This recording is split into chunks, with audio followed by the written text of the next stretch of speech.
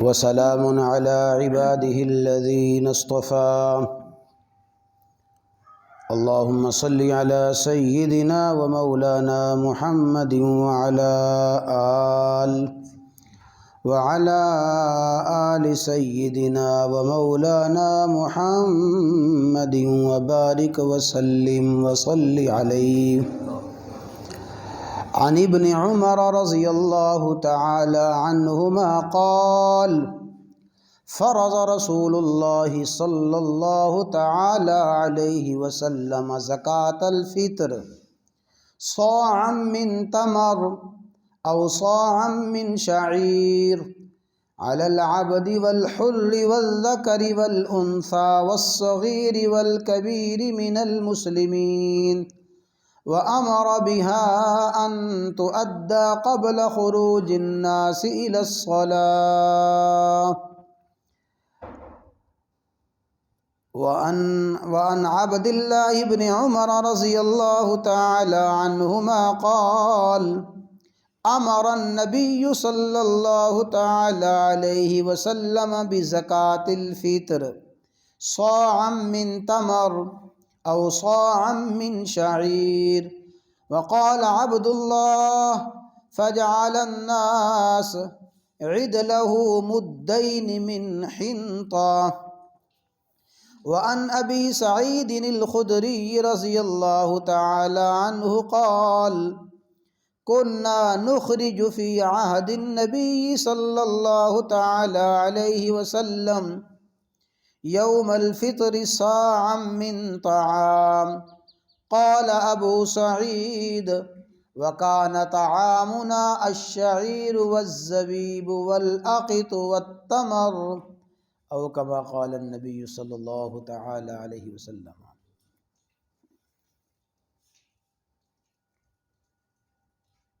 جو احادیث مبارکہ پڑھی گئی ہیں، یہ احادیث حضرت سیدنا امام بخاری رحمہ اللہ تعالی نے اپنی صحیح بخاری شریف میں نقل فرمائی ہیں،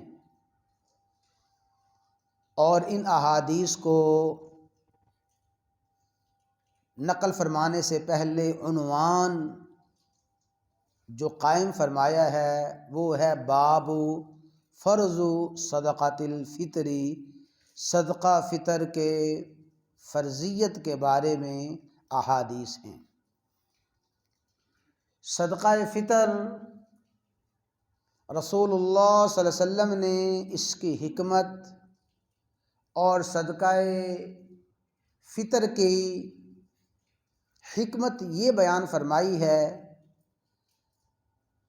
صدقہ فطر کی دو حکمتیں بیان فرمائی گئی ہیں. پہلی حکمت یہ ہے، فرمایا روزہ دار روزے کی حالت میں جو نامناسب کام کر لیتا ہے، روزے کی حالت میں روزے کے حقوق میں حق تلفی کرتا ہے، روزہ دار روزہ رکھ کے جو کمی کوتاہی کرتا ہے، اللہ تبارک و تعالی طہرا للصیام صدقہ فطر کے ذریعے روزے دار کے روزے کو پاک فرما دیتے ہیں. تو صدقہ فطر کی پہلی حکمت یہ ہے کہ صدقہ فطر روزوں کی پاکی کا ذریعہ ہے، روزوں کی کمی کوتاہی کی تلافی ہوتی ہے صدقہ فطر کے ذریعے. ظاہر ہے کہ کون شخص ہے جو یہ کہہ سکے کہ میں جی روزہ رکھ کے کوئی بھی حق تلفی نہیں کرتا، کوئی کمی کوتاہی نہیں کرتا. ہر کوئی کمی کوتاہی کرتا ہے اور کر سکتا ہے الا ماشاء اللہ. تو روزے میں جو کمی کوتاہی ہو، اللہ تعالیٰ صدقہ فطر کے ذریعے اس کمی کوتاہی کو دور فرما دیتے ہیں.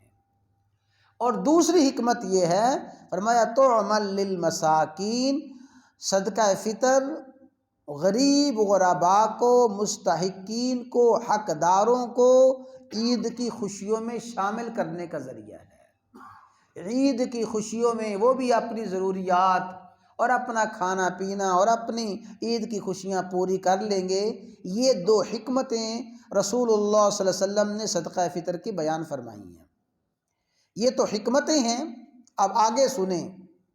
حضرت عبداللہ بن عمر رضی اللہ تعالی عنہما فرماتے ہیں، فرض رسول اللہ صلی اللہ علیہ وسلم زکوٰۃ الفطری، رسول اللہ صلی اللہ علیہ وسلم نے فرض فرمایا کہ صدقہ فطر دیا جائے۔ فرض ہے اور فرض فرمانے والے رسول اللہ صلی اللہ علیہ وسلم ہیں۔ رسول اللہ صلی اللہ علیہ وسلم کا فرض فرمانا یقیناً اللہ تبارک و تعالیٰ کا فرض فرمانا ہے۔ تو رسول اللہ صلی اللہ علیہ وسلم نے فرض فرمایا صدقہ فطر صاع من تمر، ایک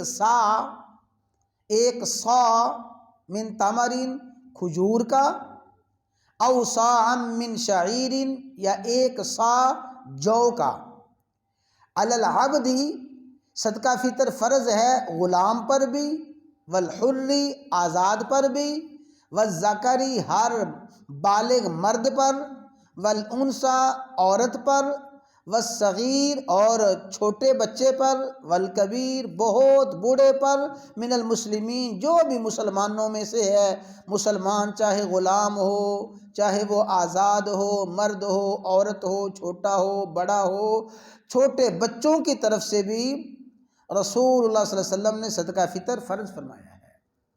حتیٰ کہ فقہاء نے یوں فرمایا کہ جو بچہ عید الفطر کے دن صبح صادق سے پہلے پیدا ہو جائے، اس نو مولود کی طرف سے بھی صدقہ فطر ادا کرنا ضروری اور لازمی ہے۔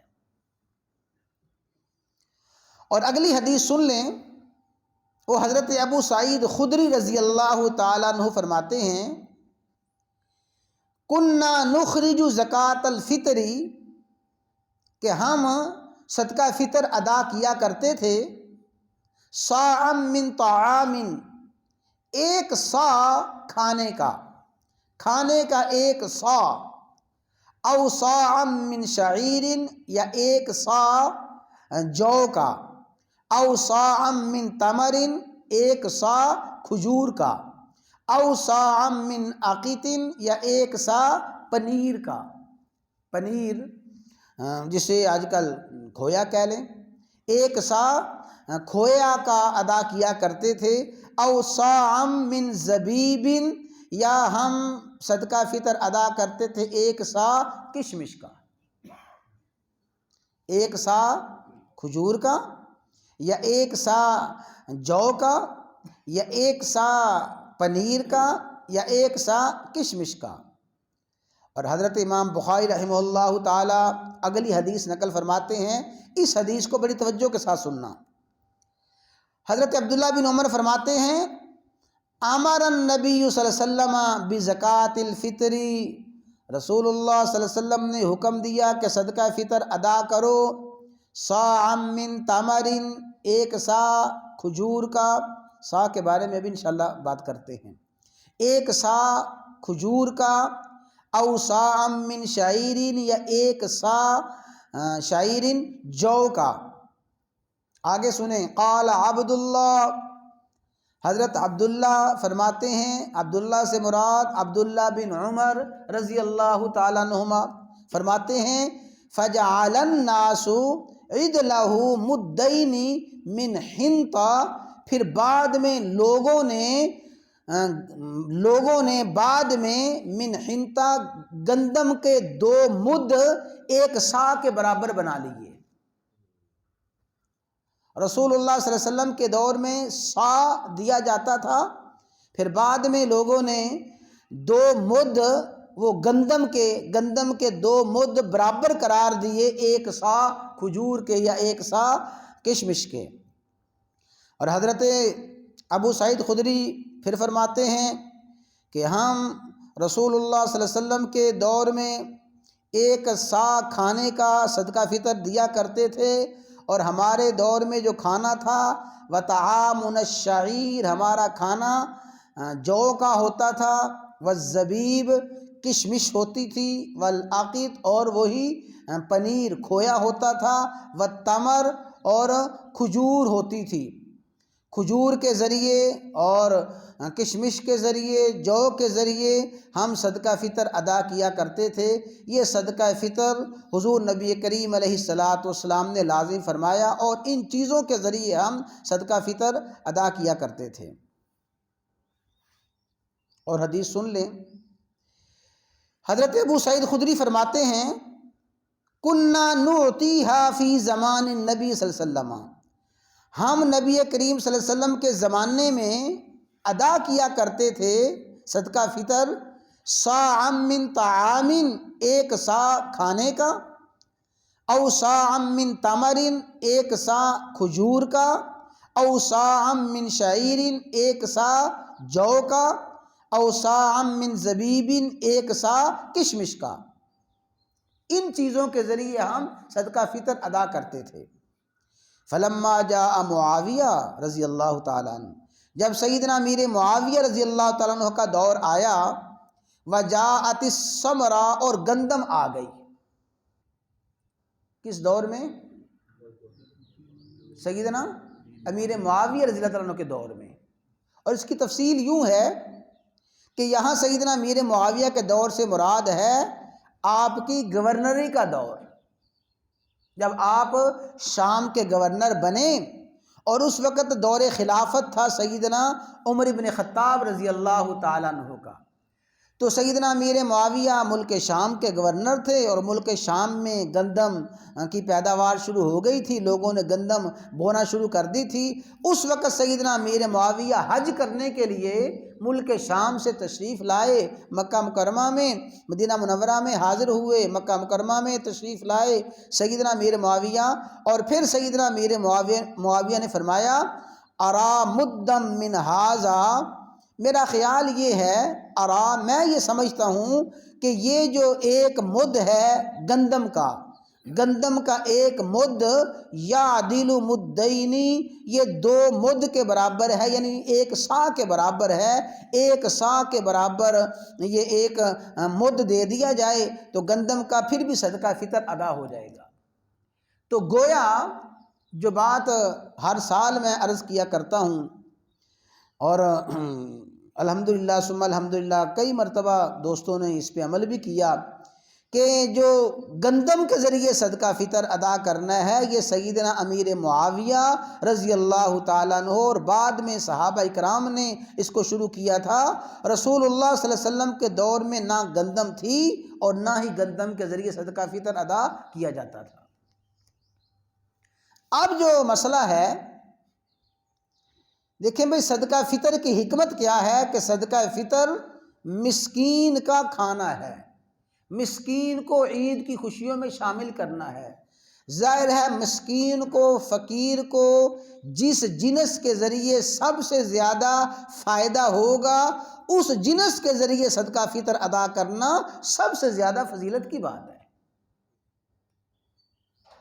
اچھی طرح مسئلہ سمجھ لیں کہ مسکین کو، مستحق کو جس جنس کے ذریعے سب سے زیادہ فائدہ ہو، اس جنس کے ذریعے صدقہ فطر ادا کرنا یقیناً سب سے زیادہ فضیلت والی بات ہے۔ اب آپ مجھے بتائیں، ایک طرف ہے 2 کلو گندم، اور ایک طرف ہے 4 کلو کشمش۔ کشمش 4 کلو اور گندم 2 کلو۔ اب مستحق کو فائدہ گندم کے ذریعے ہوگا یا کشمش کے ذریعے ہوگا؟ کشمش کے ذریعے ہوگا نا، کہ جو جنس سب سے زیادہ مہنگی ہو، اور جس جنس کے ذریعے مسکین کو سب سے زیادہ فائدہ پہنچتا ہو، جو جنس مہنگی ہے وہ مہنگی جنس کے ذریعے صدقہ فطر ادا کرنا یہ سب سے زیادہ فضیلت کی بات ہے۔ اور یہ بخاری شریف کی احادیث ہیں، اور اسی طرح آپ مسلم شریف کو دیکھ لیں، ترمذی شریف احادیث دیکھ لیں، ابو داود، جتنی بھی احادیث کی بڑی کتابیں ہیں، احادیث کی تمام بڑی بڑی کتابوں میں آپ کو یہی احادیث ملیں گی کہ رسول اللہ صلی اللہ علیہ وسلم کے دور میں صدقہ فطر ادا کیا جاتا تھا کھجور کے ذریعے، صدقہ فطر ادا کیا جاتا تھا جو کے ذریعے، صدقہ فطر ادا کیا جاتا تھا پنیر کھویا کے ذریعے، صدقہ فطر ادا کیا جاتا تھا کشمش کے ذریعے، اور پھر بعد میں صحابہ کرام نے جب گندم آئی تو گندم کے ذریعے بھی صدقہ فطر ادا کرنا شروع کر دیا۔ تو صدقہ فطر گندم کے ذریعے بھی ادا ہو جاتا ہے، گندم ہی کے ذریعے ادا نہیں ہوتا، اور ہم تو یہ سمجھتے ہیں کہ گندم ہی کے ذریعے ادا ہوتا ہے۔ تو اس لیے میں عرض کیا کرتا ہوں، اللہ تعالیٰ نے جن کو صاحب حیثیت بنایا ہے، اللہ نے جن کو مال دیا ہے، اور مال کے ساتھ ساتھ اللہ تعالیٰ نے دل بھی دیا ہے۔ ہمارے ایک استاد بڑی خوب بات فرمایا کرتے تھے، فرماتے تھے کہ اللہ تعالیٰ دو دال بہت کم جمع فرماتے ہیں۔ اللہ تعالیٰ دو دال بہت کم جمع فرماتے ہیں، دل اور دولت۔ دل اور دولت یہ اللہ تعالیٰ کم جمع فرماتے ہیں، لیکن خوش قسمت خوش نصیب ہیں وہ جن کو اللہ تعالیٰ نے دولت بھی دی ہو، دولت کے ساتھ ساتھ دل بھی دیا ہو، انتہائی اللہ کا مقبول، اللہ کا پیارا بندہ ہے۔